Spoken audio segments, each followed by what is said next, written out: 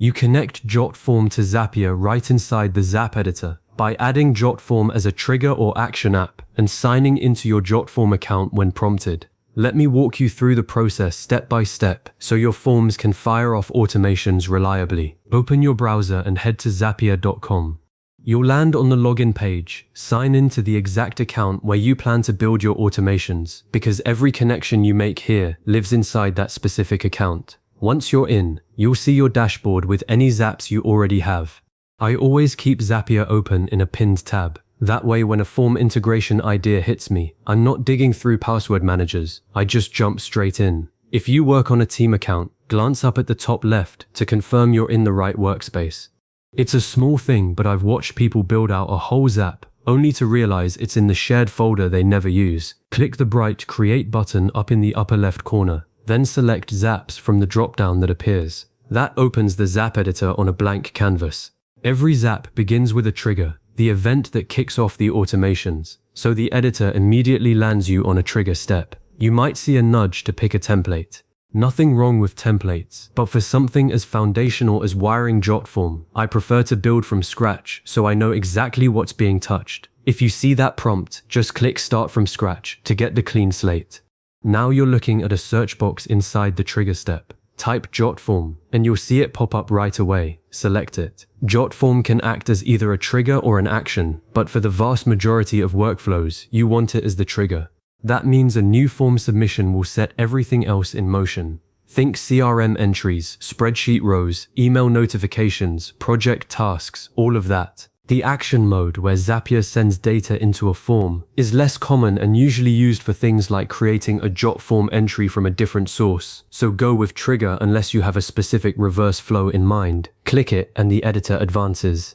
The next screen gives you a sign in or connect a new account button. Click that and a pop-up window will ask you to log into Jotform. Go ahead and sign in with the credentials for the account that holds the forms you want to automate. After you log in, you'll see the permission Zapier is requesting, access to your forms, submissions, and related data. This is standard OAuth, and you can revoke it anytime from your Jotform account settings under Authorized Apps. I learned the hard way to actually read those permissions.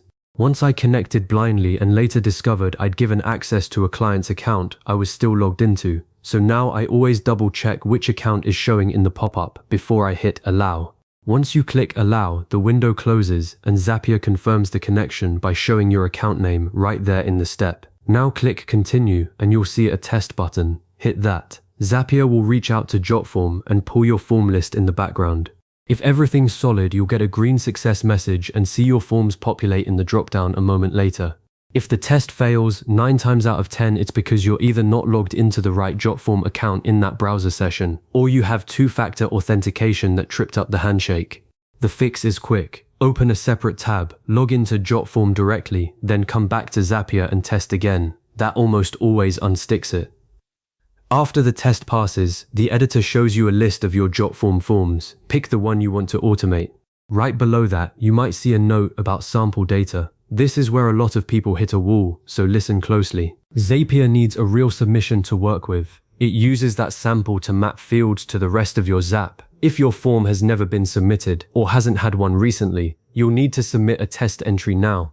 I keep a dedicated test form with a few fields and just fill it out with dummy info before I even start building the Zap. Grab your form's public link, open it in an incognito window, fill in every field and submit. Then click the Load Sample or Refresh button in Zapier.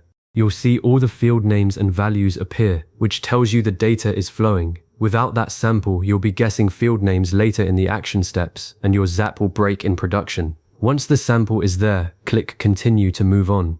From here, you'll add one or more action steps. Perhaps create spreadsheet row in Google Sheets, or add subscriber in MailChimp. As you map fields, remember that what you named your Jotform fields shows up exactly like that in Zapier. So if you labeled a field customer email in the form, it appears as customer email, not some cryptic code. That's why I'm religious about using clear descriptive field labels in Jotform. When you've built out all your steps, hit test step on each action to make sure the data lands correctly. Finally, click that publish toggle at the top right. Your Zap is live.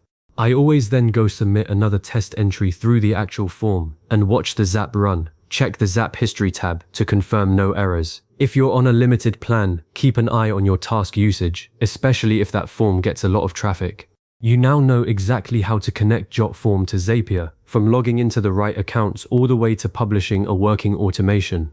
With this connection in place, every form submission can trigger the exact follow-up actions your workflow needs. No manual copying and pasting. Your next step, pick one repetitive task you handle after a form submission, like entering data into a CRM or sending a confirmation email, and replace it with a Zap this week. Once you see that first automated run, you'll want to connect everything.